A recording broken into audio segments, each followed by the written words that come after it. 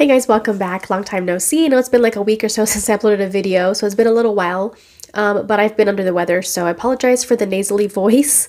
But I do want to cover something today that is pretty interesting to think about, considering the future of DC. But before we get into that, shout out to anyone who is new checking out the channel. Thank you guys for checking it out. And if you enjoyed this video, my other content, don't forget to leave a thumbs up and subscribe before you leave today.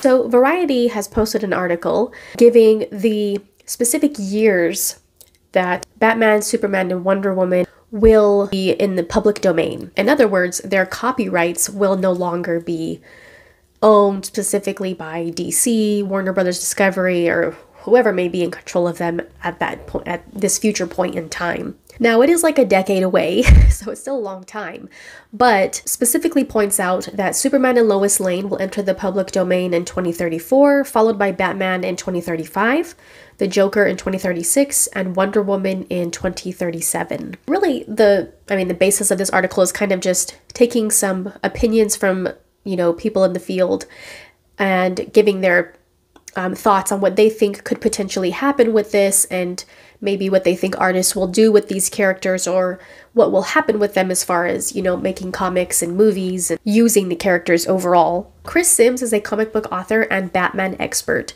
He expects a flood of unauthorized Batman comics to hit the stands as soon as the copyright expires. He thinks there's going to be just 100 of them, and they're going to be like ready to go as soon as the copyright expires.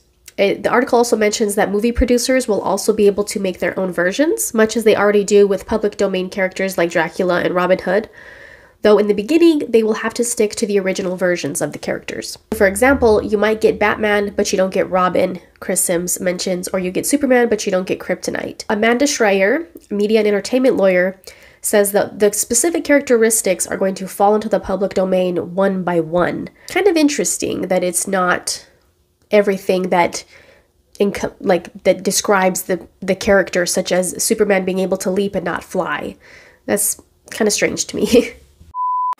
DC's Deputy General Counsel, he said that since the older versions lose protection, he has urged them to keep them fresh and up to date. So like over time in the comics, for example, or movies, the characters, there's things about them that change. By gradually changing the literary and visual characteristics of a character over time, a character owner can keep whatever the then current image of the character is as the de facto standard in the public consciousness. So, if things change about how they look, their appearance, their suit, maybe some features that are associated with the character. And another way that brands kind of protect these well-known characters after copyrights have expired is they maintain a high level of control.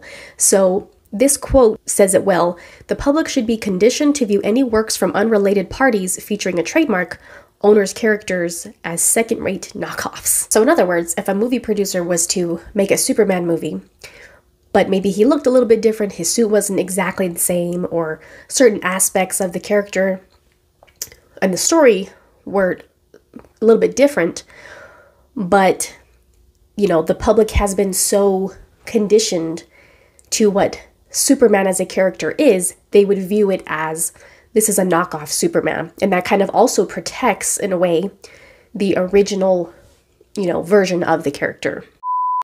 So even though trademarks could be used to still block the use of a character's name, image, or slogan even after the copyright expires, it only prevents uses that are likely to cause consumer confusion about source or sponsorship. So this means that, in other words, the characters' names should be fair game as long as it's clear that the depiction is not coming from DC. So even if they say this is Batman, Wonder Woman, Joker, however, it would have to be made very clear in marketing and, promotion that it's not coming from DC in order to be able to still use those images, names, etc. Certain things that are like trademarked, such as like the Caped Crusader, Man of Steel, nicknames like that, slogans, the symbols that we see on their suits, the Superman S, the Batman logo, those types of things are obviously very protected. Kind of also puts limits on what, maybe creators could do with these characters down the line. But like another quote mentions in the article, it's going to come down to execution. There's one company that's used to doing it. It's not like, oh, copyrights are expired for these characters, so people are automatically going to not associate them with DC.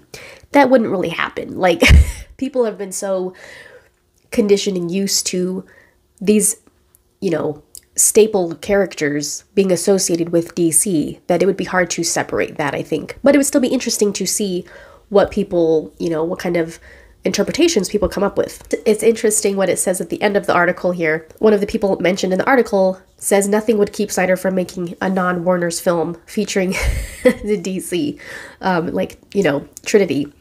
He said Zack Snyder could reshoot it, his own iteration of it. You just need to be careful. For example, he definitely couldn't call it Justice League. So there would be obviously parameters and limitations. Not saying that that would happen, but that's, you know, obviously something that people would wonder or think about when talking about this, you know, this topic. But I'm sure there's plenty of, you know, filmmakers and artists and authors and comic book writers and just people in general who would love to be able to actually put their own interpretation, their own iteration of these characters, whether it be via movie, comic book, you know, graphic novel, whatever, see how people react to it. And so it'd be really interesting to see what kind of ideas people would have for these characters. Is there anything specific that you would like to see if they were not, you know, restricted to only being DC when the copyright expires in the future? Is there anything that you think would be interesting to see in live action or, you know, in a comic book, graphic novel? Leave your thoughts below. I just thought that was an interesting thing to think about, especially with the DCEU officially being over, DC now starting a new DC universe with Superman Legacy. It's interesting to kind of think about these things and how it's going to play out over the next, you know, few years or so. But thank you guys for the support on the channel. Leave your comments on this topic below, and don't forget to check out anything you might have missed on the channel, including the short section. I appreciate all the support. Don't forget to like, share, comment, subscribe, and we'll see you soon.